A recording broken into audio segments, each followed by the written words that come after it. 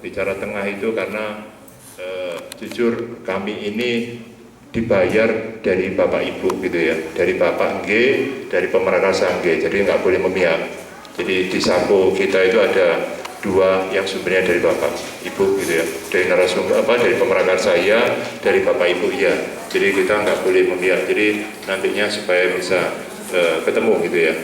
Jadi, saya tadi disampaikan, tolong Bapak Ibu yang belum presensi untuk bisa presensi gitu ya, supaya saya tahu siapa-siapa yang hadir gitu ya. Jadi saya mulai, mohon izin Bapak Ibu, baik dari masyarakat, Bapak Ibu Mustika, Bapak Ibu narasumber, tenaga ahli dan Pemrakarsa. Saya mulai pembahasan sidang AMDAL RKL RPL, rencana pembangunan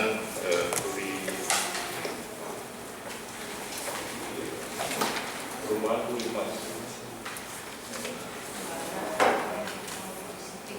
rencana pembangunan apartemen dan mall Puri City. Assalamualaikum warahmatullahi wabarakatuh. Selamat pagi, salam sejahtera buat kita semua. Terima kasih atas kehadiran Bapak Ibu, atas undangan yang sudah kami sampaikan, yang juga materi-materi kita. Dan seperti yang tadi awal sudah saya sampaikan bahwa acara hari ini akan kita lalui dengan beberapa pembahasan. Pembahasan pertama nanti akan kita beri kesempatan dari pihak Pemrakarsa yang akan menyampaikan AMDAL RKL, jadi rencana pengelolaan maupun pemantauan atas dampak yang mungkin akan muncul ketika pembangunan ini berlangsung, baik dari fase prakonstruksi, konstruksi maupun operasional nanti. Itu nanti akan kita dengarkan. Terus yang kedua, nanti kita akan dengarkan juga hasil kajian yang juga dari Pemrakarsa yang kita minta memang untuk mengkaji sejauh mana dampak yang ditimbulkan dengan adanya aktivitas vulkano yang dulu pernah juga dipaparkan di ITS, ada beberapa, tapi hari ini tidak ada salahnya juga akan kita bahas kembali supaya memahami benar sejauh mana tingkat daripada keseriusan adanya vulkano tersebut. Jangan sampai nanti pandangan kita kok kayak koyo lapindo gitu ya. Dan setelah kita dengarkan paparan nanti, kita akan diskusikan. Sesi pertama saya akan buka langsung nanti langsung ke warga masyarakat, dan sesi kedua nanti dari pandangan masyarakat tadi saya minta dari narasumber pakar untuk melihat sejauh mana ini, dan yang sesi ketiga nanti saya berikan kesempatan untuk dinas, dan nanti kita akan simpulkan bersama-sama kira-kira hasil daripada forum pembahasan hari ini. Kesempatan pertama saya berikan ke pihak Pemrakarsa. Ini sudah jam 10 lebih 10 menit, dan untuk item pertama mengenai rencana AMDAL RKL, tolong disampaikan maksimal sampai 30 menit 45 menit ya. Jadi sampai jam 11:04, dan nanti 15 menit gitu ya sampai jam 11 nanti untuk yang materi kedua, yaitu vulkano. Langsung ke poin-poinnya, jadi yang harus disampaikan. Demikian, saya persilakan dari pihak Pemrakarsa untuk menyampaikan, mungkin dari Pemrakarsa dulu atau dari penyusunnya. Saya persilakan. Assalamualaikum warahmatullahi wabarakatuh. Salam sejahtera bagi kita semuanya. Saya sebelumnya mengucapkan selamat pagi, selamat datang dan terima kasih. Mewakili manajemen PT Mahkota Berlian Forlan, kami sungguh menghargai atas kedatangan Bapak Ibu semua yang hadir pada siang hari ini. Pada jajaran dari BLH, Pak Novi dan rekan-rekan, kemudian dari Mustika, Pak Camat, dan juga mungkin Pak Tele dan lain, kemudian ada Koramil, Kapolsek maupun dari Bulura sendiri yang hadir pada kesempatan siang hari ini. Begitu juga dengan Bapak-Bapak Ibu, para pakar dari narasumber yang juga rawuh pada siang hari ini. Dan juga para tamu undangan SKPD terkait yang juga hadir pada kesempatan hari ini. Terima kasih atas kerawannya. Juga tokoh-tokoh masyarakat di sekitar Purimas, baik itu warga di Purimas sendiri maupun warga di Gunung Anyar. Kami lihat ada Pak Bonari, Pak RW juga dan lain-lain yang sangat antusias untuk memberikan masukan bagi kita pertemuan pada hari ini. Baik, kami telah melakukan beberapa hal yang nanti akan disampaikan oleh konsultan kami, akan disampaikan beda apa saja yang telah kami lakukan dan sampai saat ini apa yang kita akan kerjakan. Tentu kami akan sangat menghargai, sangat berterima kasih kalau Bapak Ibu bisa memberikan masukan, memberikan pemikiran atas apa yang kami lakukan ini, sehingga di akhir acara kita bisa menyimpulkan apa yang harus kita kerjakan selanjutnya. Demikian, nanti apapun yang akan disampaikan kita akan dengarkan untuk mendapatkan kesimpulan dari pertemuan hari ini.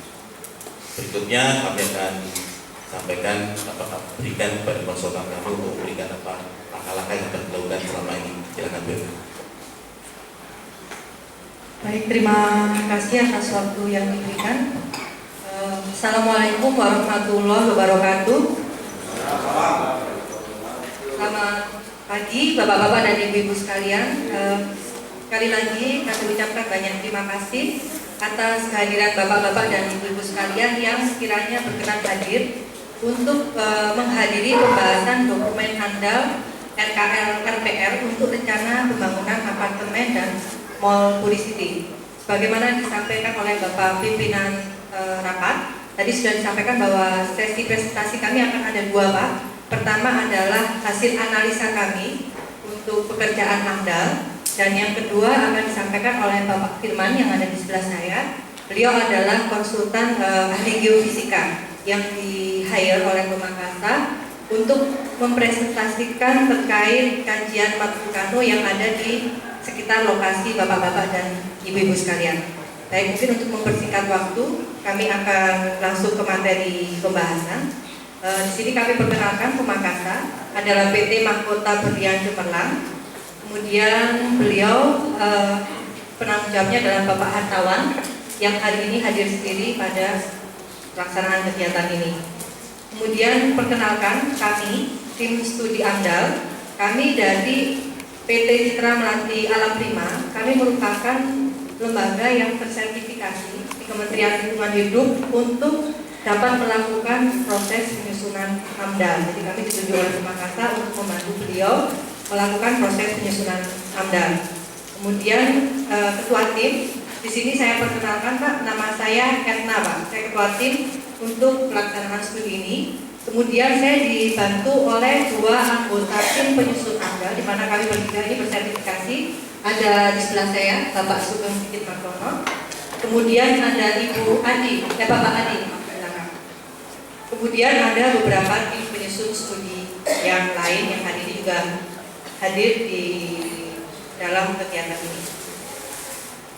Baik, kemudian untuk deskripsi rencana kegiatan, mungkin Bapak-Bapak sudah banyak yang tahu, tapi mungkin detailnya juga belum tahu. Di sini kami akan memaparkan rencana pembangunan yang akan dilakukan adalah rencana pembangunan apartemen Puricity. Lokasinya ada di lokasi yang berwarna hijau di sini. Mungkin rumah Bapak-Bapak dan Ibu sekalian ada di sekitar berdekatan dengan lokasi kegiatan ini. Kemudian profil proyek, luas lahannya sendiri untuk Puricity ini adalah 23.257,35.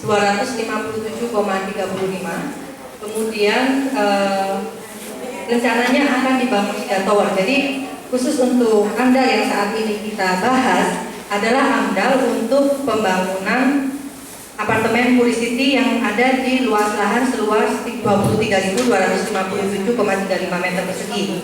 Di sini akan dibangun 3 tower yang terdiri dari 15 lantai Di sana ada rencananya akan dibangun mall, juga apartemen nantinya. Mallnya sendiri kurang lebih jumlahnya ada sekitar 1.160 unit. Nah, perencanaan daripada kegiatan itu secara lewat bisa dilihat pada gambar di samping. Kemudian perencanaan ini tentunya sudah mengikuti persyaratan atau arahan dari surat keterangan rencana kota yang dikeluarkan oleh pemerintah kota Surabaya. Jadi kita melakukan pengecekan terhadap misalkan koefisien dasar bangunan, koefisien lantai bangunan, dan lain-lain persyaratan yang ada di sana. Secara mendetail, perhitungan-perhitungannya dapat dilihat di dalam dokumen yang bapak-bapak dan ibu-ibu sudah pegang semua. Jadi kalau dari data yang ada, perencanaan ini memang semuanya sudah memenuhi arahan daripada SKRK yang menjadi acuan dari bapak-bapak perencana yang ada di apartemen Puri City ini. Kemudian di awal penyusunan AMDAL itu kami melakukan pengumuman kegiatan AMDAL yang kami umumkan di koran Harian Bangsa pada tanggal 7 November 2014. Kemudian kami juga melakukan pengumuman di beberapa lokasi dan kita melakukan kegiatan konsultasi publik itu pada tanggal 17 Februari 2015 yang dilakukan di rumah makan Bebek Goreng Harisa pada saat itu. Kemudian ada saran masukan dan tanggapan. Jadi di akhir sesi itu kami rangkum. Pertama adalah warga mengharapkan sosialisasi kepada warga terkait jalur mobilisasi alat berat dan material. Kemudian warga melakukan pendekatan secara intensif terkait rencana pembangunan apartemen dan mall Puri City sehingga kedepannya rencana pembangunan ini dapat berjalan lancar dan tidak ada hambatan dari warga. Kemudian warga berharap untuk dapat diperhatikan masalah genangan banjir. Kemudian warga juga berharap untuk adanya CSR dari pihak Purimas. Kemudian yang terakhir warga berharap adanya penyelesaian dengan warga terkait permasalahan-permasalahan yang sebelumnya ada di perumahan Purimas agar pembangunan di apartemen dan mall Puri City ini dapat berjalan lancar. Itu adalah saran, pendapat, dan aspirasi warga pada saat konsultasi publik yang kami lakukan pada saat itu. Nah, kemudian kami telah mendapatkan rekomendasi kerangka acuan. Kerangka acuan itu semacam proposal untuk penyusunan AMDAL RKL RPL yang saat ini kita bahas. Di sini terdapat beberapa komponen kegiatan penyebab dampak. Pertama, tahap prakonstruksi meliputi pengurusan perizinan, kemudian sosialisasi rencana kegiatan. Di sini sosialisasi rencana kegiatan yang kami maksudkan bukan konsultasi publik yang lalu, tapi memang ketika ada rencana pembangunan diharapkan ada sosialisasi pada warga setempat. Kemudian pada tahap konstruksi terdapat pemenuhan tenaga kerja konstruksi yang kami dapatkan datanya kurang lebih akan membutuhkan sekitar 500 orang. Kemudian ada operasional base camp pekerja di lokasi. Di sini kami juga menghitung berapa kira-kira kebutuhan air bersih, kira-kira limbahnya, dan juga sampah domestik yang dihasilkan. Kemudian tahap berikutnya adalah persiapan lahan. Kemudian mobilisasi alat berat dan material. Di sini ada alat berat dan material yang akan digunakan oleh Pemakasan. Kemudian jalur mobilisasi nanti akan memanfaatkan jalan akses yang ada di area dalam Purimas. Jadi area mobilisasi ini akan dilalui mulai Jalan Rumput Madya, kemudian masuk ke area perumahan Purimas dan ke lokasi kegiatan. Mungkin bisa dilihat di sini. Kemudian masuk area jalan utama Purimas dan akhirnya ke lokasi kegiatan. Dampak ini mungkin akan sedikit menimbulkan gangguan bagi warga-warga yang berada di area dalam area Purimas sendiri. Nah, kemudian komponen kegiatan selanjutnya adalah pembangunan sarana penunjang, kemudian konstruksi bangunan bawah. Di sini rencananya akan menggunakan sistem check-in file, jadi menggunakan sistem yang check-in diharapkan supaya kebisingan yang timbul tidak terlalu bising. Kemudian karena ada kegiatan basement juga di sana, kami hitung perkiraan volume tanah galiannya adalah sekitar 36.819 meter persegi. Kemudian untuk pekerjaan konstruksi bangunan atas, di sini kami juga menghitung berapa kira-kira kebutuhan air dan sampah konstruksinya. Dan yang terakhir pada kegiatan konstruksi adalah demobilisasi alat berat dan material. Kemudian pada tahap operasi, komponen kegiatan penyebab dampak adalah kegiatan pemenuhan tenaga kerja operasional dan operasional apartemen dan mall, serta kegiatan pemeliharaan apartemen dan mall. Baik, nah kemudian dari kerangka acuan yang sudah disepakati sebelumnya, terdapat beberapa dampak penting hipotetik yang harus kami kaji lebih mendalam di andal kami, yaitu adanya persepsi negatif akibat kegiatan sosialisasi rencana kegiatan. Itu yang pertama. Kemudian tahap konstruksi, di sini ada penurunan kinerja jalan, peningkatan kebisingan, peningkatan getaran, timbulnya keretakan bangunan sekitar, penurunan pergeseran tanah atau subsidence. Ini merupakan dampak sekunder dari adanya potensi peningkatan debit lumpur gunung anyar. Kemudian yang ketiga adalah peningkatan kebisingan, peningkatan aliran air permukaan, timbulnya genangan banjir karena pekerjaan konstruksi bangunan atas, penurunan kinerja jalan akibat demobilisasi alat berat dan sisa material. Kemudian dampak penting hipotetik yang terakhir adalah pada tahap operasi, yaitu penurunan kinerja jalan atau mungkin bahasa umumnya potensi terjadinya kemacetan akibat operasional apartemen dan mall. Kemudian terdapat dampak tidak penting hipotetik yang dikelola dan dipantau. Artinya di sini kami tidak membahas secara detail untuk besarannya di dalam dokumen andal, tapi sudah ditentukan pengelolaan pemantauannya karena Makassar sudah memiliki SOP sebelumnya. Nah, itu ada tahap prakonstruksi, ada penurunan kualitas udara, kemudian tahap konstruksi ada peningkatan kebisingan, penurunan kualitas udara, kemudian kemacetan lalu lintas dan kerusakan jalan. Nah, kemudian ini adalah peta batas wilayah studi yang disepakati. Nah, kemudian dari rambu-rambu yang telah disepakati pada kerangka acuan tersebut, kami mulai menyusun dan menganalisa bagaimana rota lingkungan hidup awalnya terhadap masing-masing komponen kegiatan tersebut. Kemudian kalau ada dampak, kira-kira perakiraan besaran dampaknya jadi seberapa. Nah, setelah itu kita menentukan sifatnya, apakah dampak tersebut penting atau tidak penting, sehingga kami nanti akan merumuskan RKL dan RPL-nya, di mana RKL dan RPL inilah yang nanti menjadi nafas daripada dokumen AMDAL itu sendiri, karena merupakan acuan yang dipakai oleh Makassar untuk melakukan pengelolaan dan pemantauan lingkungan. Baik, kami mulai dari komponen lingkungan untuk kualitas udara dan kebisingan. Kami telah mengambil sampling di 2 lokasi, yaitu di lokasi rencana kegiatan dan di pemukiman warga yang terdekat dengan lokasi rencana kegiatan. Kemudian dari hasil yang kami dapat, baik untuk kebisingan atau kualitas udara, ini masih memenuhi baku mutu yang dipersyaratkan oleh pemerintah. Jadi pemerintah itu sudah menetapkan baku mutu atau garis batas ambang terhadap seberapa kualitas udara itu misalkan harus untuk pemukiman seberapa, kemudian kebisingan yang dibatasi untuk pemukiman seberapa itu ada, atau misalkan untuk area mall dan lain-lain itu juga ada. Nah, berdasarkan peraturan yang ada itu ternyata kebisingan ataupun kualitas udara saat tidak ada kegiatan, jadi saat ini itu masih memenuhi baku mutu yang dipersyaratkan. Kemudian kita masuk terkait perakiraan besaran dampaknya. Nah, ini berhubungan sama dampak penting hipotetik yang harus kami analisa sebelumnya. Misalkan di sini dampak peningkatan kebisingan untuk pekerjaan konstruksi bangunan bawah. Tanpa kegiatan, kami memperkirakan bahwa tingkat kebisingannya ini tidak terlalu berubah karena berdasarkan RT RW lokasi kegiatan ini merupakan kawasan pemukiman, pendidikan, perdagangan, dan jasa lindung terhadap alam dan industri. Karena tidak ada perubahan perencanaan tata ruang, kami memperkirakan bahwa kondisi pada tahun 2017 tanpa ada kegiatan itu masih sama dengan kondisi saat sekarang.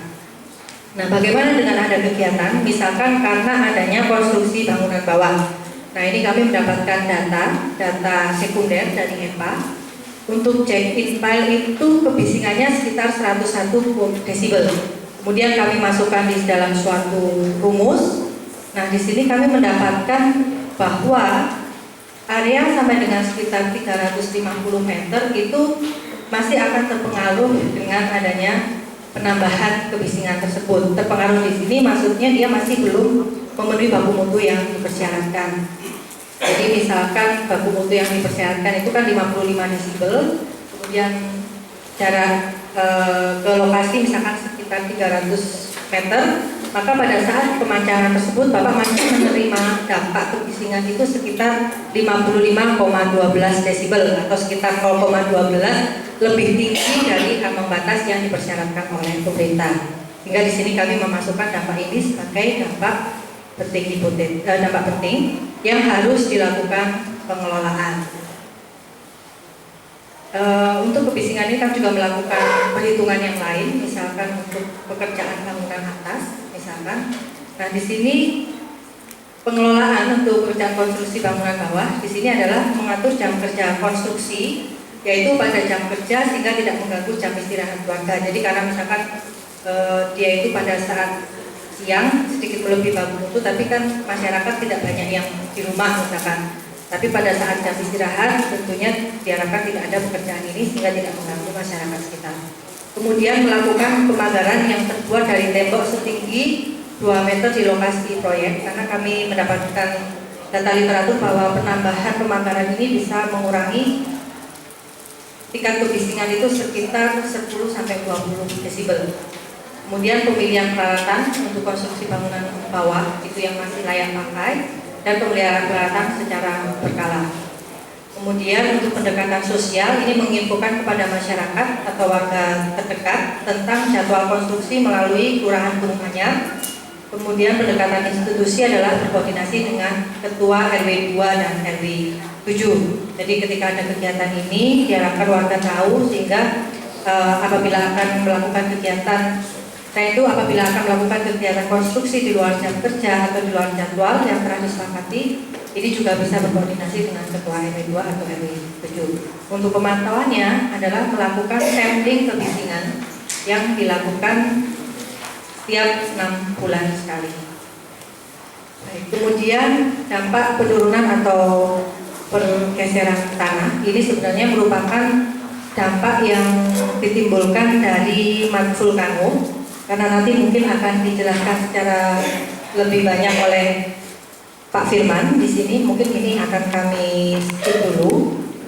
Hanya di sini ada poin terpenting yang kami highlight adalah lokasi yang dia terdampak langsung dengan area lumpur Gunung Anyar ini adalah pada area dengan radius 50 meter dari pusat semburan gunung lumpur.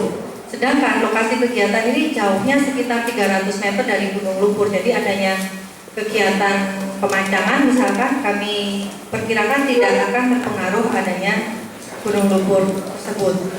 Kemudian dari studi tersebut juga dinyatakan bahwa batuan keras atau engineering bedrock itu berkisar antara 65 sampai dengan 140 meter di bawah permukaan, sedangkan menurut perencanaan kedalaman pemancangan ini hanya sekitar 45 meter.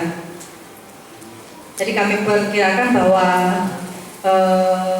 secara teknis sebenarnya tidak terlalu akan terpengaruh adanya rencana kegiatan ini dengan adanya fenomena vulkano yang ada di lokasi bapak-bapak dan ibu sekalian. Namun karena kami melihat bahwa di sini ada kekhawatiran warga, kami tetap memasukkan dampak ini sebagai dampak negatif penting. Sehingga pengelolaan yang kami lakukan adalah pertama melakukan pemancangan sesuai dengan perencanaan yang direncanakan dengan kedalaman maksimal 45 meter. Kemudian menyusun SOP konstruksi yang jelas dan detail, melaksanakan segala SOP dan menyediakan satu petugas secara berkala di lokasi gunung lumpur Gunung Anyar. Kemudian pendekatan sosial budaya adalah melakukan sosialisasi secara intensif kepada warga sekitar lokasi rencana kegiatan terkait adanya hasil studi mikrotremor yang telah dilakukan Polisi. Sedangkan untuk pemantauannya di sini adalah dengan melakukan pengamatan secara visual terhadap pada titik semburan lokasi lumpur yang ada. Baik, kemudian untuk timbulnya genangan atau banjir. Timbulnya genangan atau banjir ini adalah karena dulunya tanahnya itu tanah kosong air bisa langsung teresap ke tanah. Kemudian sekarang airnya itu tidak bisa langsung teresap ke tanah. Karena apa? Karena dia ada bangunan Puricity yang menutupi. Nah, di sini air yang tidak bisa teresap ke tanah itu adalah air yang nantinya menjadi genangan yang jika dia tidak dikelola dia akan dapat menimbulkan terjadinya genangan atau banjir. Nah, di sini Pemakasan telah memiliki rekomendasi kajian drainase dari Dinas Bina Marga dan Pemakasan Pemkot Surabaya. Kemudian kami juga berusaha melakukan penghitungan debit limpasan atau volume debit limpasan air hujan yang pada saat kondisi existing itu adalah 0,141 meter kubik per detik. Kemudian hal lain berdasarkan SDMP, di sini proyek ini terhubung dengan saluran tersier Surya Mas yang akhirnya nanti mengalir ke sekunder Hamid Mahmud dan bertemu dengan saluran primer perbatasan. Jadi kalau berdasarkan SDMP, dia dari sungai yang dari sini, ini mungkin lokasi Bapak-Bapak dan Ibu sekalian. Kemudian dia mengalir ke lokasi saluran sekunder yang ini, dan dia akhirnya bertemu dengan saluran primer perbatasan yang berwarna merah ini. Jauh di sana, cuma kami memang tidak menyulit gambarnya secara utuh. Kayaknya ya. Baik, ini data kami dapatkan dari Surabaya Drainase Master Plan tahun 2000 terkait saluran drainase yang ada di pemerintahan kota Surabaya. Kemudian bagaimana dengan genangannya? Ini juga bukan data dari kami, tapi dari Master Plan Kota Surabaya untuk masalah perencanaan drainase. Bapak-bapak dan ibu-ibu, lokasi bapak-bapak dan ibu-ibu sekalian dan Mall Puricity ini berada di area dengan ketinggian genangan 10 sampai 30 cm dengan lama genangan sekitar 2 sampai 4 jam. Ini berdasarkan data yang ada. Jadi kalau ada hujan, biasanya air di lokasi-lokasi tersebut masih tergenang dengan ketinggian sekitar 10 sampai 30 cm dengan lama genangan kurang lebih 2 sampai 4 jam.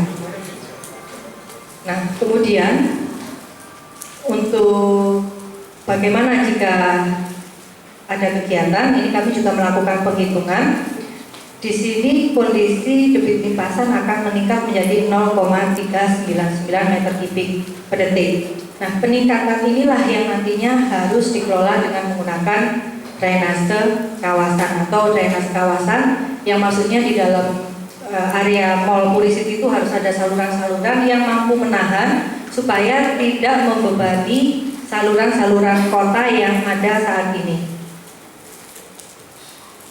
Kemudian pendekatan teknologi tentunya membangun saluran kawasan tadi sesuai arahan kajian drainase, menyiapkan SOP, ini kajian drainase juga sudah ada, dan melaksanakan pembangunan sarana prasarana sistem drainase sebelum pembangunan apartemen dan mall dioperasikan. Untuk pemantauannya adalah secara visual yang dilakukan terhadap tinggi dan lama genangan di sekitar lokasi kegiatan, juga di area kawasan yang ada di dekat lokasi kegiatan yang dilakukan 1 kali dalam 6 bulan. Nah, ini adalah skema saluran drainasenya. Di sini nanti akan disiapkan kolam tampung di sekitar lokasi, itu di lokasi ini kolam tampungnya memanjang.